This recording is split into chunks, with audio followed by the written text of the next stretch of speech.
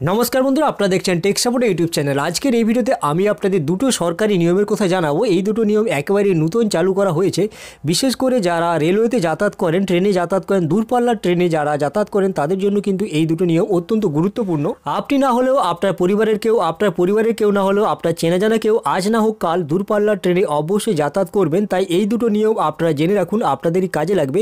কি এই নিয়ম সবটাই আজকের এই ভিডিওতে আপনাদের জানাবো। তার আগে বন্ধুরা, যারা এখনও পর্যন্ত আমাদের চ্যানেল টেক সাপোর্টকে সাবস্ক্রাইব করে নিন, তাদের করে সাবস্ক্রাইব করে নিন আর বেল আইকনটি অন করে দিন আর ভিডিওটিকে এখনই একটি লাইক করে দিন। চলুন তাহলে এখন আমরা এই দুটো নিয়ম জেনে নিই। প্রথমে যে নিয়মটির কথা আপনাদেরকে জানাবো সেটি সারা দেশ জুড়ে কিছুদিনের মধ্যে চালু হয়ে যাওয়ার সম্ভাবনা রয়েছে। সেটি হচ্ছে আপনাকে দূরপাল্লার ট্রেন ছাড়ার 15 থেকে 20 মিনিট আগে প্ল্যাটফর্মে পৌঁছে যেতে হবে। বর্তমানে এখন কিন্তু আমাদের দেশে রেলওয়েতে এমন কোনো নিয়ম নেই, সেই কারণে আপনার ট্রেন যে সময় আছে ট্রেন ছাড়ার আগে আপনি পৌঁছালেই হবে। আপনার ট্রেন যদি না ছাড়ে আপনি ট্রেনে অনায়াসে উঠতে পারবেন এবং সেই ট্রেনে চড়ে আপনার গন্তব্যস্থানে পৌঁছাতে পারবেন। কিন্তু বর্তমানে এই যে নতুন নিয়মটি আসতে চলেছে সেখানে বলা হয়েছে ট্রেন ছাড়ার 15 থেকে 20 মিনিট আগে যাত্রীকে প্ল্যাটফর্মে পৌঁছে যেতে হবে, না হলে কিন্তু যাত্রীকে হয়তো ট্রেনে উঠতে দেওয়া হবে না। যেমনভাবে বিমান ধরার জন্য বিমান ছাড়ার অনেকটাই আগে এয়ারপোর্টে পৌঁছে যেতে হয়, ঠিক সেই কায়দায় আপনাকে ট্রেন ধরার জন্য ট্রেন ছাড়ার 15 থেকে 20 মিনিট আগে প্ল্যাটফর্মে পৌঁছে যেতে হবে।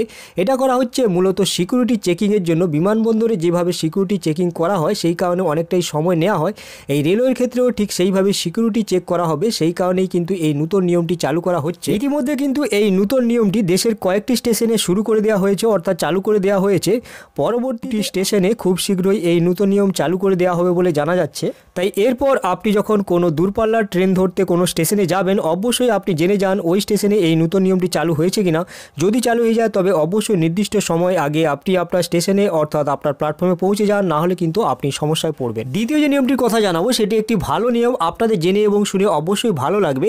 এই নিয়মটি চালু হয়ে যাবার পর থেকে আপনি আইআরসিটিসির ওয়েবসাইট কিংবা আইআরসিটিসির অ্যাপ্লিকেশনের মাধ্যমে সর্বাধিক 12টি পর্যন্ত দূরপাল্লার ট্রেনের টিকিট বুকিং করতে পারবেন। এখন সাধারণ অবস্থায় একজন সর্বাধিক 6টি টিকিট আইআরসিটির মাধ্যমে বুকিং করতে পারেন, কিন্তু এই নতুন নিয়মটি যদি চালু হয়ে যায় তারপর থেকে একজন সর্বাধিক 12টি পর্যন্ত টিকিট আইআরসিটির মাধ্যমে বুকিং করতে পারবেন। তবে এক্ষেত্রে একটি নির্দিষ্ট নিয়ম রয়েছে, সেই নিয়মটি কিন্তু আপনাকে মানতে হবে, তবেই আপনি 6টির জায়গায় 12টি টিকিট বুকিং করতে হবে। নিয়মটি হচ্ছে আপনার আইআরসিটি প্রোফাইলের সাথে আপনার আধার কার্ড লিঙ্ক করাতে হবে, অর্থাৎ আপনি যে নামে আপনার নিজস্ব নামে যে আপনার আইআরসিটি প্রোফাইল রয়েছে যেখান থেকে আপনি টিকিট কাটেন সেই প্রোফাইলের সাথে আপনার নিজস্ব আধার কার্ডকে লিঙ্ক করাতে হবে। লিঙ্ক করালেই আপনি 6টির জায়গায় 12টি টিকিট বুকিং করতে পারবেন। যাই হোক, আশা করা যাচ্ছে রেলওয়ের ওই দুটো নিয়ম আগামী দিনে রেলওয়ে যাত্রীদের সুবিধা করবে এবং তাদের যাত্রাকে আরও সুরক্ষিত করবে। যাই হোক, আপনারা অবশ্যই কমেন্ট করে জানান, নিচে কমেন্ট বক্সে কমেন্ট করে জানান রেলওয়ের এই দুটো নিয়ম আপনাদের কেমন লাগলো, আপনাদের সুবিধা হবে না অসুবিধা হবে অবশ্যই নিচে কমেন্ট বক্সে কমেন্ট করে জানাবেন।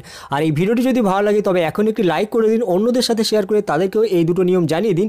আর আমাদের চ্যানেল টেক সাপোর্টকে অবশ্যই সাবস্ক্রাইব করে নিন। আজকের জন্য এই পর্যন্ত। আমাদের ভিডিওটি দেখার জন্য আপনাকে অসংখ্য ধন্যবাদ।